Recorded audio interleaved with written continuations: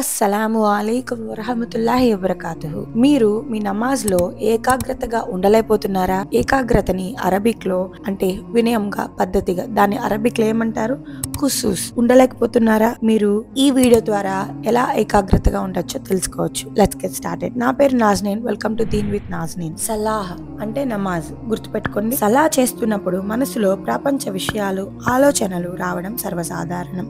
ఇది శైతాన్ నుండి వచ్చే వస్వస అంటే భ్రమ పెట్టే ఆలోచన. ఇది సైతాన్ నుండి వస్తుంది. ప్రవక్త ముహమ్మద్ సల్లల్లాహు అలైహి వసల్లం గారు తెలిపారు, సలాహ్ అనగా నమాజులో మిమ్మల్ని గందరగోళపరిచేది అనగా కింజబ్ అనే శైతాన్. మీరు అలాంటి ఆలోచనకు లోనైతే అల్లాహ్ వద్ద రక్షణ కోరండి మరియు ఎడమ వైపు 3 సార్లు తేలికగా ఊదండి. ఇది రిఫరెన్స్ సహీ ముస్లిం 2203. చేయవలసింది ఏంటంటే ఔజు బిల్లాహి మినష్ షైతానిర్ రజీమ్ అని చెప్పాలి.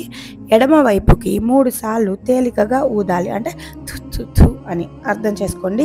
ఆ తర్వాత సలాను మళ్ళీ ఏకాగ్రతగా కొనసాగించాలి. ఇది ప్రతి ఒక్కరికి జరిగింది. ప్రవక్త ముహమ్మద్ సల్లల్లాహు అలైహి వసల్లం గారు తెలిపారు, శైతాన్ మనిషి దగ్గరకు వచ్చి సలా అనగా నమాజ్ సమయంలో చెబుతాడు, ఇది గుర్తుపెట్టుకో, అది గుర్తుపెట్టుకో అని. చివరికి అతని ఎన్ని రకాతులు చేశాడో కూడా గుర్తుండదు. రిఫరెన్స్ సహీ బుఖారీ మరియు ముస్లిం. కాబట్టి నేర భావన వద్దు. ఆలోచనలు వచ్చినప్పుడల్లా మనసులో మళ్ళీ అల్లాహ్ వైపుకు తిప్పండి. 3. మీరు చదివేది అర్థం చేసుకోండి. సూరా అల్ ఫాతిహా మీరు చదివే ఆయతుల అర్థం తెలుసుకోవడానికి ప్రయత్నించండి. అర్థం తెలిసి చదివితే మనసు తేలికగా దారి తప్పదు. విభిన్న సూరాలు చదవడం వల్ల ఏకాగ్రతను పెంచుకోవచ్చు. మనసు ఎక్కువగా తారుమారైతే ఏకాగ్రత లేకుండా పెద్ద నమాజు చేయడం కంటే చిన్న నమాజ్ హృదయపూర్వకంగా చేయడం ఉత్తమం. ప్రవక్త ముహమ్మద్ సల్లల్లాహు అలైహి వసల్లం గారు తెలియజేశారు, ఒక వ్యక్తి ప్రార్థనను అనగా నమాజ్ను అతను ఎంతగా గుర్తుంచుకున్నాడో దాని ప్రకారం సగానికి, 3వ వంతుకి, పావు వంతుకి విభజించబడుతుంది. రిఫరెన్స్ అబూ దావూద్ 796. నమాజ్ తర్వాత స్క్రీన్ మీద కనిపిస్తున్న దువా చదవండి. ప్రొనౌన్సియేషన్ తప్పైతే క్షమించగలరు.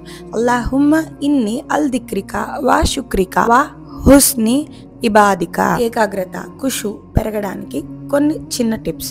ప్రశాంతమైన, శుభ్రమైన ప్రదేశంలో నమాజ్ చేయండి. ఫోన్ను దూరంగా పెట్టండి. నమాజు మొదలుపెట్టినప్పటి నుండి కొన్ని సెకన్లు నిశ్శబ్దంగా అల్లాహ్ వైపు మనసుని తిప్పుకోండి.